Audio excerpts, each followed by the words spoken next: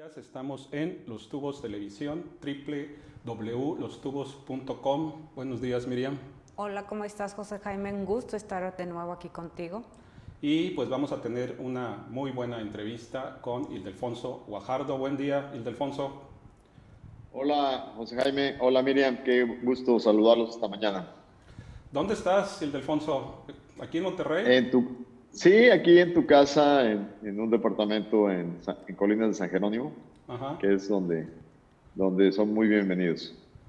Oye, pues te queremos preguntar primero sobre la visita del presidente Andrés Manuel López Obrador a Washington en razón del tratado comercial en el cual tú desde hace tiempo has sido un personaje esencial. ¿Qué nos puedes decir de esta visita y tu visión?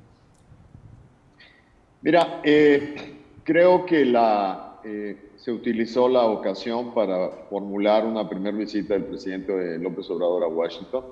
Como te pudiste percatar, y Miriam también en los medios de comunicación, Canadá no se suscribió a esa visita. O sea, siendo el inicio de un tratado trilateral, pues lo más normal sería que estuvieran los tres jefes de Estado. En esta ocasión estaría solo haciendo la visita el presidente de México.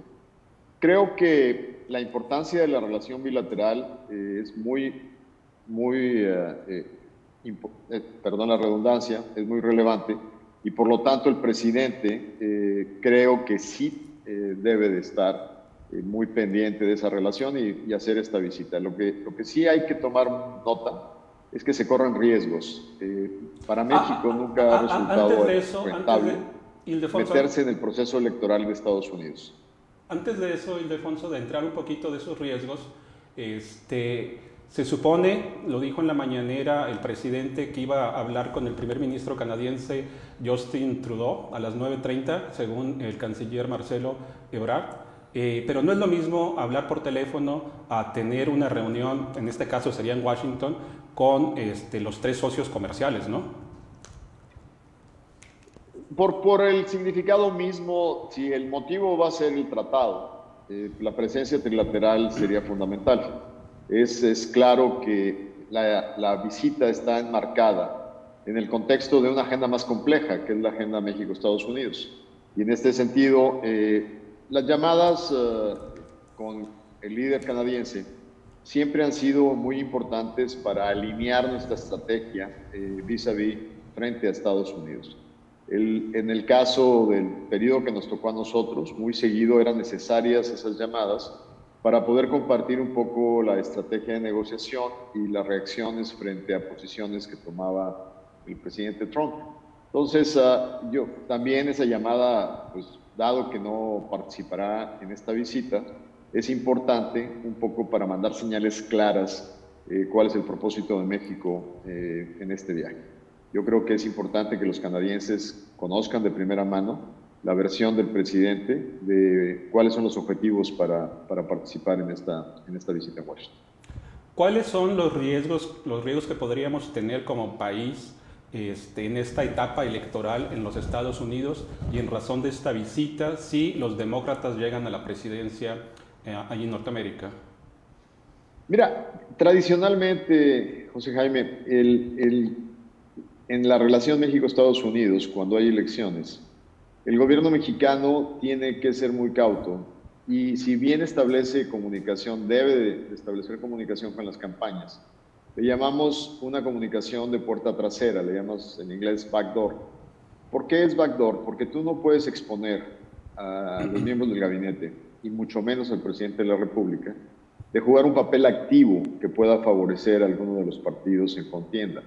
De hecho, fue justamente lo que altamente se criticó cuando Donald Trump vino a México en plena campaña y generó, pues sin duda, una crítica muy fuerte a la pasada administración por haberlo recibido y muchos analistas dijeron pues, que eso le dio de alguna manera una estatura de jefe de Estado que no tenía en el proceso electoral. Entonces, ahora es diferente. Ahora él es presidente de los Estados Unidos, es obviamente con quien tenemos institucionalmente la relación, pero ya está en un proceso dirigido hacia el mes de noviembre, que es la elección norteamericana. Y es bien importante que el diseño de la visita y las respuestas y la participación del presidente estén muy preparados para no dejar que el presidente Trump haga un uso electoral de esta visita. Aterrizando un poco ya todo lo del el TEMEC en nuestro estado, en Nuevo León, y en razón de la reactivación económica, ¿qué sugieres tú que podamos usar de este tratado para Nuevo León y que ayude a esa reactivación? Mira, primero Nuevo León, junto con pues, lo que es todo el clúster automotriz que inicia desde el Bajío, y en el caso de Nuevo León, áreas muy importantes como la aeroespacial, toda la que tiene que ver con desarrollo de equipamiento médico. Son áreas que están muy ligadas a las cadenas regionales de valor. O sea, aquí hacemos cosas que se integran o son bienes finales que se producen en América del Norte. Generalmente en una recesión, en una bajada de la economía, Nuevo León pues está en primera línea para sufrir esas consecuencias, pero en una recuperación también está en primera línea para reactivarse. Aquí se nos cruzaron dos elementos: el inicio de la implementación del Acuerdo de Libre Comercio, el TEMEC, pero al mismo tiempo se nos está cruzando en un rediseño creado por la crisis COVID a nivel internacional, donde las cadenas de valor van a convertirse en cadenas más regionales, más cerca de los mercados. El hecho que el tratado haya estado diseñado para aumentar las exigencias de contenido de proveeduría regional, más cosas serán exigidas que se hagan en América del Norte, pues prácticamente se juntan esas dos influencias a favor de fortalecer las cadenas productivas con más insumos producidos en México, Canadá y Estados Unidos. Y en ese sentido, los estados mejor posicionados en México son aquellos que han desarrollado una plataforma competitiva en el sector exportador. En este caso, Nuevo León, sin duda, es uno de los estados mejor preparados para poder tomar las ventajas de este proceso. No estoy diciendo que va a pasar mañana, pero conforme se estabilicen los mercados, conforme se recupera la confianza del consumidor, conforme no estemos en esta acelere y desacelere de la pandemia que ya impacta a algunos estados de la Unión Americana, tan pronto como sea una recuperación franca, esto va a jalar al sector exportador mexicano. Estados como Nuevo León se verán fortalecidos y nos ayudará a mejorar el golpe económico tan severo que hemos sufrido en estos meses. Más allá del tratado, Ildefonso, ¿qué otra sugerencia podrías darle a los empresarios, a la clase política? Porque el próximo año ya tenemos elecciones, pero ¿cuál sería tu sugerencia más allá del tratado para la reactivación económica de nuestro estado? Sin duda estos son tiempos para, como se dice coloquialmente ahí, pensar fuera de la caja. No podemos responder con instrumentos tradicionales a retos tan grandes. Yo creo que si una entidad en México puede poner el ejemplo a nivel nacional, no solo de cómo manejar en el corto plazo la pandemia, que todavía, a pesar de que hicimos un buen trabajo ahorita, se nos está saliendo un poco de control, es fundamental demostrar que podemos recuperar la confianza en ese sentido. Y eso implica meter toda la energía para controlar en centros de trabajo, controlar a través de determinaciones duras como las que se están tomando en materia de movilización y de tránsito de la gente. Pero es muy importante consolidar la certidumbre de la recuperación en estas situaciones. Entonces, eso es el primer paso: demostrar que tenemos la capacidad y la suficiencia de poder estabilizar las condiciones de salud que en estos momentos están al límite, y el indicador más importante es la saturación del uso de la capacidad hospitalaria. Pero además tenemos que estar preparados para el paso inmediato posterior. Ahí yo creo que la coordinación fundamental entre los niveles locales es básica. ¿Cómo podemos hacer la vida más fácil a quienes quieran venirse a establecer a Nuevo León y agilizar su toma de decisiones y la manera como regulamos sus actividades? Al mismo tiempo que tener un diálogo franco con el gobierno federal para que se alineen también los incentivos a nivel federal en este sentido. Yo creo que el gobierno se tiene que reinventar y tiene que tomar las mejores prácticas internacionales para poder tener un modelo de salida lo más rápido posible de una crisis que mínimo nos va a tardar un par de años en estabilizarnos. ¿Qué opinas del bloque de gobernadores que se está dando, que en principio fue del noreste?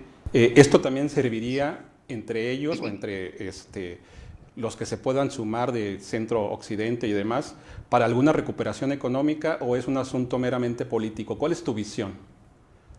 Mira, yo acabo de estar invitado por el gobernador de Coahuila a dar una conferencia a empresarios de Coahuila que también tienen su peso en el sector exportador, sobre todo automotriz. Y platicando en el desayuno personal con el gobernador en privado, me queda muy claro que la visión de gobernadores, en muchos de ellos, es una visión de cómo poder consolidar mejores prácticas, cómo sumar sus esfuerzos, cómo utilizar cosas probadas y cómo adentrarse en nuevas estrategias. Yo creo que esa unión es básica. En la mayor parte de los países del mundo, la coordinación y la utilización de mejores prácticas y el compartir experiencias es algo que enriquece la toma de decisiones y enriquece los instrumentos que se utilizan para poder ayudar económicamente a los inversionistas y al sector privado.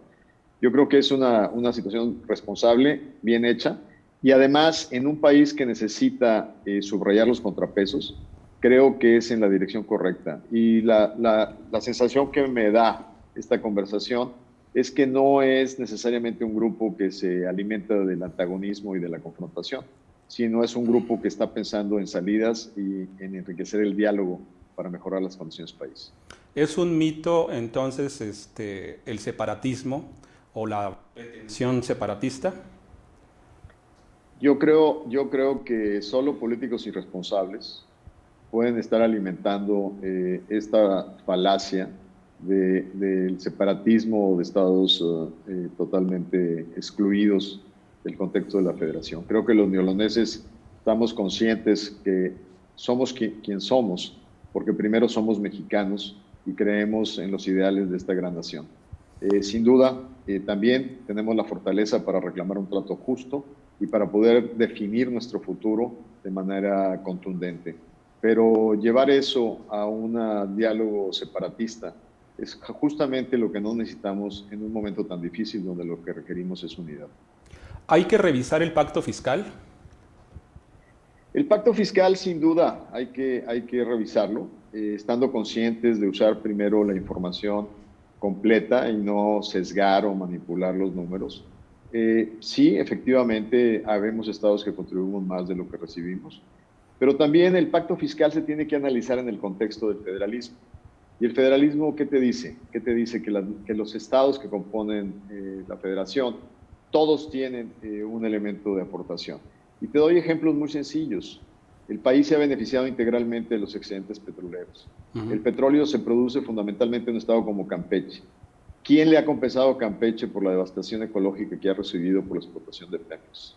En el futuro, seguramente el agua va a ser un factor escaso y ya lo está haciendo. El Bajío, que es muy industrial, igual que el norte, va a requerir agua donde quiera que ésta se encuentre. ¿Quién es el estado que más agua tiene? Tabasco. Entonces, la visión federalista, inclusive donde se deriva el pacto fiscal, tiene que considerar también los equilibrios de qué es lo que contribuimos en el esfuerzo nacional. Irnos simplemente a observar cosas muy aisladas nos llevaría claramente a tener una visión distorsionada de la realidad. ¿Tú estás de acuerdo entonces con la visión del presidente López Obrador de hay que darle más a los pobres, en este caso inversión en el sureste mexicano? No es cuestión de darle más a los pobres, es cuestión de que el pacto federal refleje justamente los equilibrios de lo que tú aportas a la nación. Si tú tienes recursos valiosos para la nación que los demás se benefician, tú tienes el derecho de ser compensado por esa participación. Ahora, hay otro factor que es el factor solidario. Hay estados que no tienen esos tipos de recursos, pero también están necesitados de desarrollo.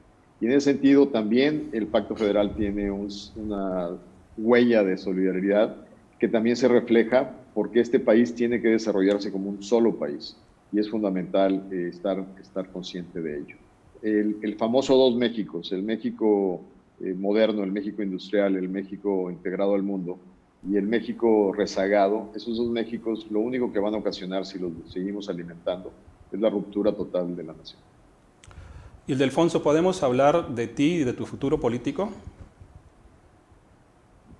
Claro que podemos hablar de mí. Ya mi futuro político no dependerá exclusivamente de mí, pero claro que podemos hablar de ello. Porque yo recuerdo, creo que el año pasado, no tengo la fecha muy clara, que te entrevistaron en el periódico El Norte y tú dijiste que podrías ir a la gubernatura por el PRI o por otro partido. ¿Te recuerdas esa declaración? Mira, cuando yo dejé, recordarás que yo llegué al cuarto para las 12 el 30 de noviembre a la firma del Acuerdo de Libre Comercio en Buenos Aires, que fue el último día de mi trabajo como secretario de Estado. Yo me instalé en Nuevo León a partir de enero, de tiempo completo, y me invitaron a dar una charla en Vertebra en el mes de febrero, el 8 de febrero del 19. Y las preguntas, fue una charla sobre el tratado que todavía no se ratificaba, y en las preguntas me preguntaron que si me interesaría ir por la gobernatura. Lo que dije en ese momento, que estaba en toda disposición como servidor público de muchos años, de seguir sirviendo y de poder servir a mi estado desde la plataforma de la gobernatura, y que buscaría la candidatura de mi partido. Probablemente alguien hizo alguna pregunta, no sé si en esa misma conferencia o en otra, de que si estaría dispuesto. Lo que yo les dije es que los puentes se cruzan cuando hay que cruzarlos. Hoy creo que mi convicción de tantos años y de tanto trabajo en la política me lleva a intentarlo primero por el partido al cual he pertenecido, sabiendo que sin duda hay un desgaste de marca y que la gente tiene un hartazgo no solo del PRI, sino del sistema de partidos políticos, y que es cuesta arriba. Hoy, cuando mides en encuestas, te das cuenta que la mayor parte de la sociedad civil está retirada de filiaciones partidistas y que lo que está buscando es la calidad de los candidatos. Y justamente lo que he dicho, yo creo que más que los partidos y la afiliación a ellos, lo que la gente va a palomear en esta ocasión es la capacidad de los candidatos para poder servir. Y creo que eso va a ser determinante. Ya qué pasará con la conformación de plataformas, con la definición de alianzas, pues es algo que se irá resolviendo hacia fin de este año. Es importante lo que comentas, Ildefonso. Muy interesante que nos comentes que de ahora en adelante serán las personas, la capacidad. Tú te consideras con la capacidad, toda una trayectoria la conocemos, pero te consideras con la capacidad después de esta pandemia, de toda esta situación económica que vamos a pasar, de poder enfrentar una gobernatura para el Estado de Nuevo León. Mira, el sello más importante de la crisis que estamos sufriendo es el impacto en el deterioro económico de las familias y de la gente. Si bien esta inicia como una crisis de salud, hoy, a 4 meses de que empezamos el encierro prácticamente, lo más devastador es la huella que va a dejar profunda a nivel nacional, 10 millones de pobres más en el 2020, aproximadamente 10 millones de desempleados entre el sector formal e informal, un golpe tremendo a los ingresos de las personas, una mortandad de pequeños y medianos negocios, una reducción que espero que se recupere en capacidad de exportación. Si para algo me he preparado toda mi vida es para justamente tener la capacidad de conocimiento económico de poder enfrentar estos retos y poder ofrecer opciones, no solo por la experiencia técnica como economista, sino por el desarrollo en un sector que me ha permitido tener enlaces a nivel internacional en América del Norte, en Europa y en Asia, para poder realmente empujar la atracción de inversiones y la generación de ingresos. Entonces, sin duda que estoy formado, 40 años de experiencia en el servicio público, y sin duda tengo las calificaciones necesarias para poder enfrentar el perfil de crisis más importante que hemos tenido en los últimos años. Ildefonso, con esta respuesta que nos das, ¿cuándo cruzarías el puente? El puente al que hace referencia tiene que ver con la definición de plataformas. Hoy sigo muy activo, pero la mayor parte de mi tiempo la estoy enfocando a tratar de aportar soluciones a lo que estamos viviendo, tratar de estar enganchado. Ahorita estamos analizando, por ejemplo, cuál va a ser el efecto de la caída de la educación pública, el que muchos niños se hayan quedado, y estamos tratando de vislumbrar cómo posicionar una manera de ayudar en esa área. Creo que ahorita lo que nos debe demandar a todos que pretendemos servir es justamente servir en momentos difíciles, independientemente que traigas una asignación como diputado o como un simple ciudadano. Y en ese sentido, mi esfuerzo va a ser de aquí hacia el fin del año de seguir muy activo, aportando ideas, aportando trabajo, aportando esfuerzo y sumándome a otros grupos para poder ayudar a los neoloneses en estos momentos. El tema político se irá resolviendo de acuerdo a los requisitos electorales del año electoral, y yo seguiré haciendo mi trabajo como hoy, y sin duda miembro de un partido político importante en el Estado. Pero cuando me refiero a cruzar el puente, me refiero a que veremos en su momento cómo se tomen las decisiones, cómo se definan los esfuerzos. Como tú sabes, no soy el único de mi partido que aspira. Afortunadamente hay una oferta de bastante calidad de compañeros que se han formado en una vida de esfuerzo y de servicio público. Y en su momento se tomarán definiciones. Eso creo que va a ocurrir hacia fines de este año. ¿Cómo ves las precandidaturas de mujeres? Creo que es lo más fuerte en los últimos sexenios. La última fue Ivonne, creo. Pero hay al menos 2 mujeres, al menos, no digo que se agote ahí la oferta, como Clara Luz Flores y Tatiana Cloutier. ¿Cómo las sientes? Bueno, Nuevo León ha contado con una excelente oferta de mujeres en la política. Recordarás que en el 2015 también Cristina Díaz, quien ha tenido una trayectoria relevante, estuvo en el proceso posible de selección, y también has tenido gente de primer nivel y que han transformado cosas como Marilena Chapa, Carlota Vargas.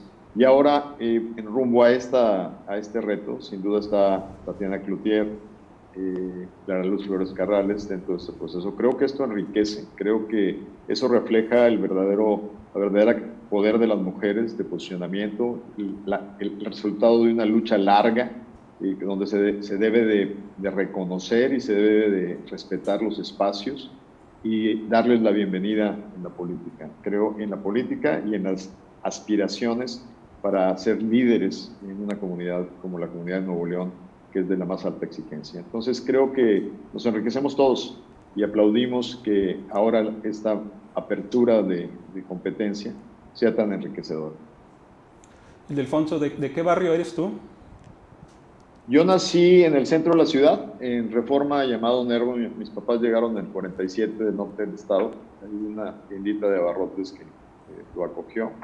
Y luego, a los 5 o 6 años, me fui a la colonia Lindavista y ahí crecí hasta que me fui a estudiar mi primer maestría. Pero digamos que Guadalupe, Nuevo León, fue el municipio donde crecí, prácticamente hasta que hice mi primer viaje para estudiar posgrado a los 20 años. ¿Qué te interesa de la cultura? ¿Lees poesía, novela? ¿Ves películas, series? A ver, dinos algo de esto que casi siempre nadie te pregunta, o nunca te preguntan. Mira, te voy a ser sincero, durante 6 años, mi capacidad de darle seguimiento a series, estábamos en el agobio de la negociación y viajábamos mucho. Y la verdad es que escuchaba buenos comentarios, entonces dije, ahora que voy a tener más tiempo me voy a actualizar. La verdad es que te quedas con una inercia y un ritmo que como que no te sientes cómodo estar sentado viendo demasiados capítulos a un golpe, ¿no? Pero sí, o sea, sí hay una gran riqueza en la nueva televisión de contenidos, y pues ahí hay de todo, desde series como Billions hasta cosas más históricas, en términos de acontecimientos mundiales. Pero la lectura también ha formado parte de mis hábitos desde muy temprano, ¿no? Desde haberme leído la autobiografía de Pablo Neruda en Confieso que he vivido, hasta enamorarme de la novela política de Aguilar Camín, como La Guerra de Galio, con una gran diversidad de temas y tópicos. Sin duda muchos en la novela y muchos en temas muy sensibles que afectan los derechos humanos. No sé si por ahí hay un premio Alfaguara 2006 de un escritor peruano que hoy vive en Barcelona, que se llama Abril Rojo. Y es una novela muy cruda, pero muy real, de cómo los países, al afrontar la presión de algún mal, como en el caso de Perú, del Sendero Luminoso, de la guerrilla, y cómo en esa transformación los gobiernos también se vuelven elementos represores y la pobre gente en áreas rurales se convierte en dobles víctimas, o del crimen organizado o del exceso del uso de la fuerza de los gobiernos. Y cuando lo lees, solo piensas en lo difícil que está en muchas zonas de México, donde la población no se puede refugiar en ningún lado y está a merced de la ingobernabilidad y la falta del Estado de Derecho. O sea, esas novelas a veces también tienen una reflexión sobre tus posiciones y tus decisiones en materia de política pública, de seguridad y otros temas más allá de los que estás originalmente formado. Y fíjate, la serie de Billions la tuvieron que cortar precisamente por la pandemia. Creo que la más reciente temporada nada más duró 7 episodios. Y un buen libro ese que mencionas de Pablo Neruda. Recuerdo una parte donde habla precisamente de Pedro Garfias, el gran poeta español que está enterrado aquí en Monterrey. Y lo de la novela peruana, fíjate que no la conozco, pero sí conozco otra, la historia de Maita, de Vargas Llosa, que tiene que ver un poco claro. también con la izquierda, ¿no? Sí. Claro. Sí, no, sin duda. La verdad es que Perú ha tenido sus buenas aportaciones. Y bueno, y no se diga nuestros escritores mexicanos, ¿no? Pero bueno, una mezcla entre contenidos de televisión, lecturas, y la verdad es que una de las cosas que también se extraña en el Estado es la atención y el fortalecimiento de la cultura y el arte, no como un medio elitista, sino como un medio de socialización de una experiencia transformadora para hacerle llegar a la gente cosas que realmente nos convierten en una sociedad de mayor civilización y de mayor humanismo. Y creo que hemos deteriorado mucho los presupuestos para la cultura y las artes. ¿Qué música te mueve y qué música te conmueve? Acabamos de hacer una invitación en redes para que nos ayudaran a construir un playlist. Y la verdad es que me autocalifiqué como un amante de la música de todos los géneros. Y efectivamente lo que recibimos fueron como 200 canciones que van desde la balada hasta la música de banda. Me encanta, por ejemplo, Celia Cruz y todo el movimiento Florida de la música cubana. Obviamente la propia música cubana, Silvio Rodríguez, Pablo Milanés, y también, obviamente, nuestra música norteña, ¿no? El acordeón y los instrumentos que nos mueven mucho aquí en el norte. Entonces, la verdad es que no tengo ninguna objeción con escuchar prácticamente cualquier tipo de música. Eventualmente, para relajarse y leer música clásica, pero me gusta mucho la música y sobre todo mucho la música en español. A pesar de que he pasado años formándome en el extranjero, estoy siempre escuchando música en español. Y en cuanto a deportes, ¿qué nos puedes comentar? ¿Cuál es tu deporte favorito? Aunque no parezca, y menos ahorita, yo entré a las ligas infantiles de fútbol americano con un equipo que se llamaba los Cardenales del Centro hace muchos años. Y fue una formación muy padre porque no era de los mejores jugadores, pero era de los más cumplidos. Entonces, a veces me daban la distinción de ser el capitán del equipo, pero no porque fuera una estrella jugando, ¿no? Sino porque era muy disciplinado. Y la verdad es que fue muy formador en todos sentidos. Unos grandes coaches que eran los entrenadores del equipo de medicina de las víboras de la universidad. Y fue una muy bonita experiencia. Ya después la estatura y el peso no me ayudó a seguir en otras divisiones. Y luego ya prácticamente deportes formalmente jugados, no los tuve, sino el intento de mantenerte activo en algún tipo de ejercicio, ¿no? Correr, hacer algo de gimnasia y ese tipo de cosas. Pero últimamente estoy solamente en caminata porque todavía no me puedo meter de lleno a hacer otro tipo de cosas. Pero en general, en la vida adulta, básicamente solo condicionamiento físico. ¿A qué equipo le vas de la NFL? Soy, por generación y por hermanos y familia, soy vaquero. ¿Vaquero? Okay. Sí, los Vaqueros de Dallas y obviamente universitario de corazón, entonces aquí soy auténtico de los Tigres y en el fútbol también soy tigre. Y Ildefonso, ¿qué libro estás leyendo en este momento, en estos días? Mira, el libro que empecé a leer es un libro de un historiador de Harvard. De hecho, lo tengo aquí al pie de mi cama. Me vas a agarrar igual que el presidente a mi jefe, ¿no? Es un historiador que ha planteado la evolución de la historia del mundo a partir de la actitud que tienes frente a los retos.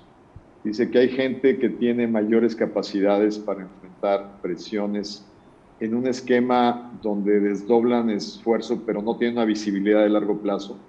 Y a veces son muy arriesgados, pero no son realmente efectivos, porque pierden la visibilidad de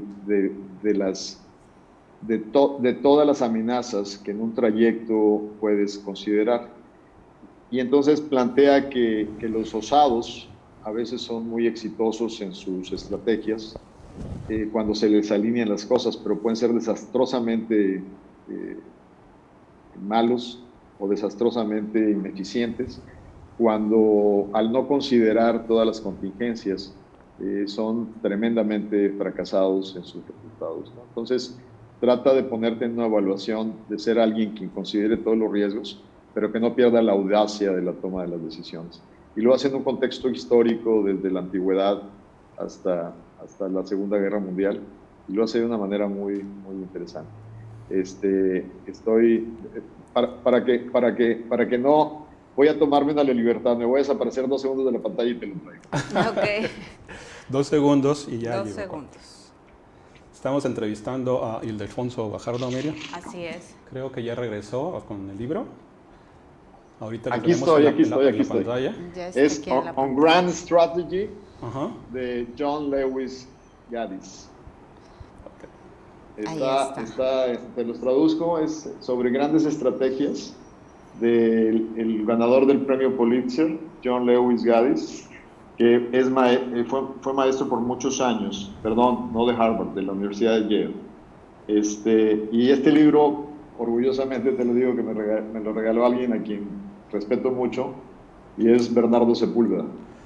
Justamente yo lo veía seguido porque Bernardo, como ex canciller de México, siempre estaba preocupado de nuestra estrategia en materia de negociaciones. Y regalos como estos los tengo y los voy sacando para ir avanzando en muchos libros que afortunadamente recibí de mis amigos y que en algunos casos me voy actualizando en las lecturas. Ildefonso, para ti, ¿cuál es la importancia de la familia en estos tiempos? Todos los valores son fundamentales. De hecho, no sé si a José Jaime le he platicado, nosotros venimos de una familia modesta, somos 6 hermanos que estudiamos en el sistema público y todos salimos adelante. Mis padres solo estudiaron hasta 6º año de primaria, pero te hago esa referencia porque yo tuve compañeros que llegamos a la preparatoria en las mismas condiciones de restricciones económicas. Y luego vemos las trayectorias de vida y hay unas grandes diferencias de movilidad, de desarrollo y de éxito en mis hermanos y en mis primos. Y observas que la diferencia no está en la condición económica de arranque, la diferencia está en los valores, en la integración de valores, en cómo en tu casa, independientemente de las carencias, el valor por la educación, por el respeto, la familia, la solidaridad entre hermanos, son cosas que realmente hacen la diferencia en el desarrollo y la maduración de largo plazo. Entonces, la familia está dentro del contexto de los valores y la familia debe de entenderse como ese núcleo básico de identidad, de apoyo, de solidaridad, en el cual los individuos se nutren y pueden salir a dar la mejor batalla en la vida. Entonces, para mí la familia es un elemento fundamental para el desarrollo. Ildefonso, estamos por terminar esta entrevista. Gracias. Me recordaste una frase de Jorge Luis Borges con el libro que estás leyendo. Decía Jorge Luis, orden y aventura. Es una buena mezcla. Por lo que hablabas de la osadía y lo otro, sí, ¿no? Claro. Bueno, claro. Te agradecemos mucho Sí. tu tiempo, Ildefonso. Gracias por estar con nosotros. Muchísimas gracias, Ildefonso. Gracias a ustedes por la oportunidad y yo me esperaba que me iban a traer en la prueba exclusiva del tratado, pero qué bueno que se dieron el tiempo de explorar otros temas. Y les agradezco mucho, Miriam. José Jaime, gracias por a esta ti. oportunidad. Gracias. Hasta pronto. Hasta luego. Gracias a ustedes. Gracias, Miriam. Gracias a ti, José Jaime. Gracias por estar Buen con día. nosotros conectados.